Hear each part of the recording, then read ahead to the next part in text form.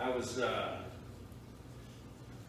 having dinner recently with a friend of mine who was a Catholic priest for many years and who became an Episcopal priest and who works with the military. And Marta was there and his wife was there, the priest's wife was there.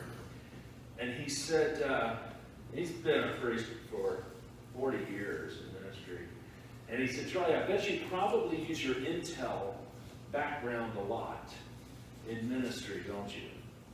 And I said, no, I don't, not at all. As a matter of fact, I've tried to sort of not use my intelligence experience in ministry. And he said, why? And we got into a long conversation, and I bring this up because as I read this, one of the things an intelligence officer does is, one of the things, is you read classified traffic a lot of times about world leaders or military people, and you try to get inside their head. What is this person thinking? How are they reacting to this situation in their family? The Minister of Defense of some country's wife dies. How is this affecting him and his decision making? And what can we anticipate will change in his behavior? And what do we need to do in reaction to that? Or maybe go out ahead of it. And I started thinking about it. Why don't I use that when I'm reading Scripture? And I thought about this passage with Paul and with Jesus. And I want you to maybe think about it with me, because I'm not going to give you the answer, because you may come up with a different answer, and that's fine. But when Jesus, so we have Jesus goes to his hometown. He goes to his hometown, and he's rejected in his hometown. And not just rejected, soundly rejected. They make fun of him. They say, oh, wow, who is this guy with all this knowledge? And look at the deeds of power from his hands. Isn't this the son of Mary, the carpenter? And it says they were scandalized by him. How do you think that made Jesus feel? They called him the son of Mary. They would never call anyone the son of Mary back then, unless Mary's family was perhaps royalty. But Joseph was of the line of David. So what are they saying to Jesus when they call him the son of Mary? They're calling him a B-A-S-T-A-R with a D on the end. How do you think that made Jesus feel? To be rejected like that. And it says that he wasn't just rejected by his hometown. It says he was rejected by his relatives and within his own home. Meaning he was rejected by everyone, his mother, brothers, sisters, everyone. And I just started to think, how do you think that made him feel? What happened to Jesus as a result of that, I thought, as an intelligence officer? What's he going to do? And to me, it's interesting that in the next scene in the Bible, if you will, he sends his disciples out. And what does he tell them? If you go into a house and they reject you, shake the dust off of your feet and put a curse on that house and that town that will make it worse for them than Sodom and Gomorrah. And I started thinking, I've never heard anybody say this, but you suppose he was so angry that that was the reaction that he had? I wonder. I don't have the answer. I don't know for sure, but it seems to me like maybe it was. Maybe he was really, really angry.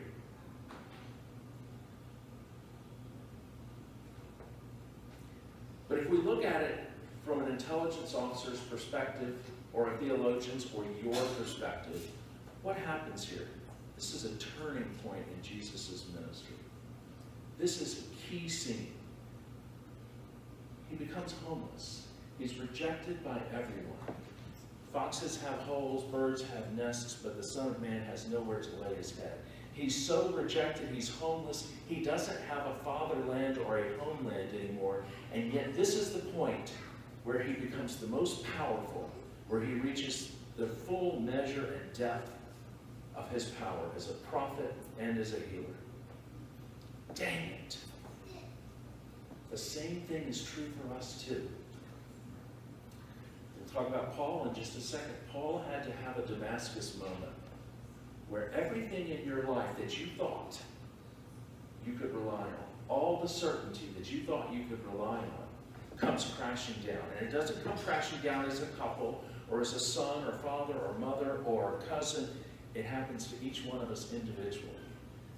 And what do you do with that? What do you do with that moment in your life?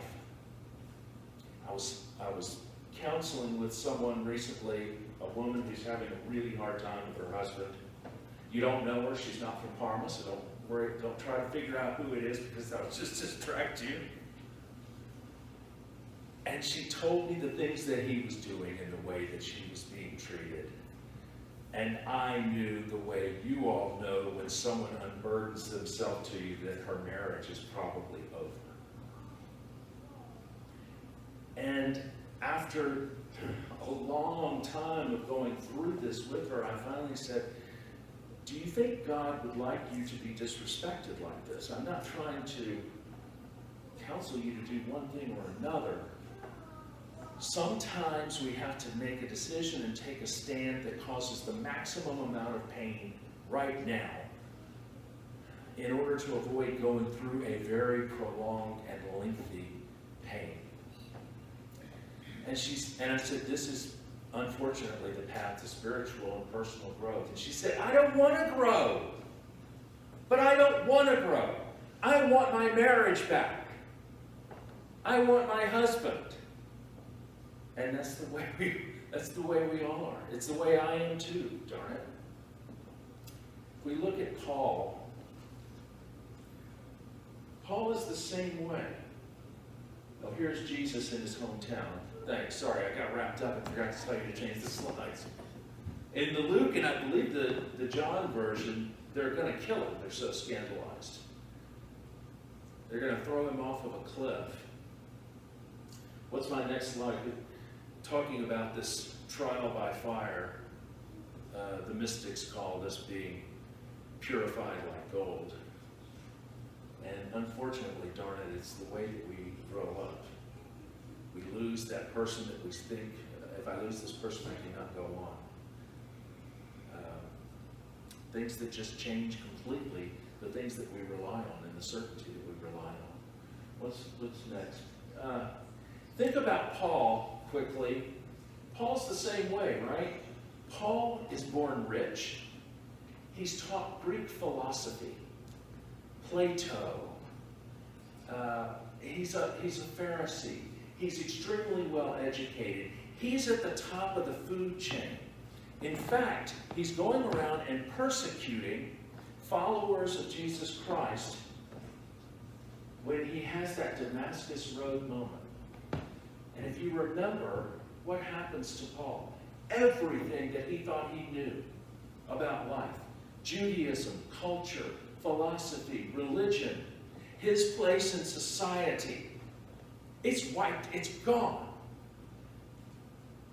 He has a light that shows up to him that makes the sun look like a 40-watt light bulb that says, why are you persecuting me? And he says, who are you, Lord? It's Jesus. Why are you persecuting me? And everything he ever thought came crashing down in one moment. Paul, let me go back one. What are we getting out of this? Does Paul avoid it? Does Paul say, I'll sit for 3 days, but then at the end of 3 days, the scales fall off of my eyes, and I'm going to go back to my old way of doing business?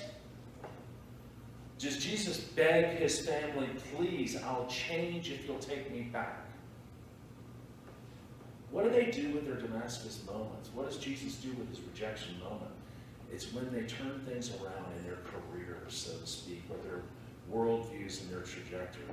Paul contemplates the meaning of the cross, the way we should be contemplating the meaning of the cross. The folly of the cross. What is it? In your weakness, you're the strongest. Now, try to put this in words, but it's so hard because we don't like it. We don't really like Jesus.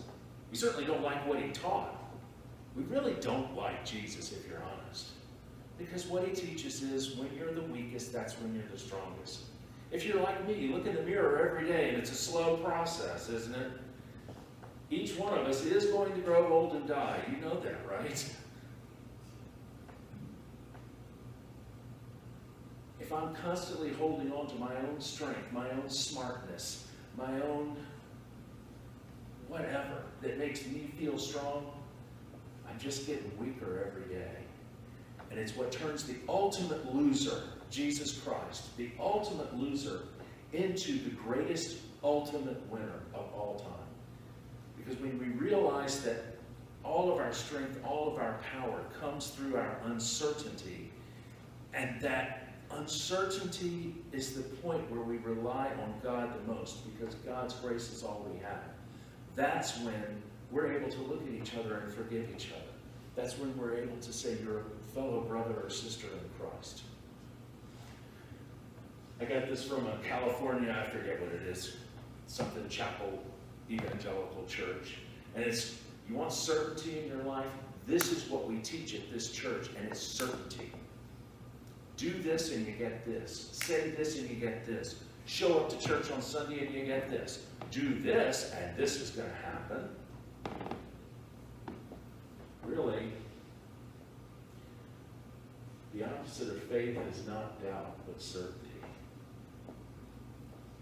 We have to be willing to live with the mystery of the cross. And the mystery of, in our weakness, we become the strongest. Through Christ. I don't know if everybody knows Michael Jordan.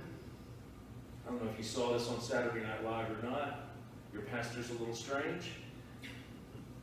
And I just had this thought, this kind of fits. This is where we become our strongest, when we realize that it's not through our strength, it's actually just being who God created us to be. This is a short video, okay? Hello, Michael. Hello, Michael. I don't have to be a great basketball player. I don't have to be a great basketball player. I don't have to dribble the ball fast or throw the ball into the basket.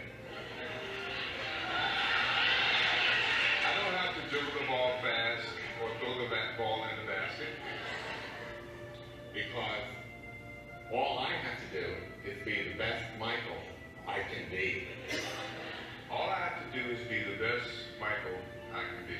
Because I'm good enough, I'm smart enough, and doggone it, people like me.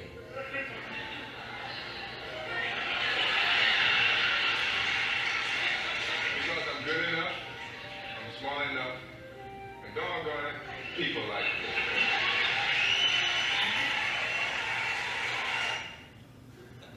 There's the gospel. There's the gospel according to Paul. You're good enough, you're smart enough, and doggone it, people like you. And I think I'm going to leave it there.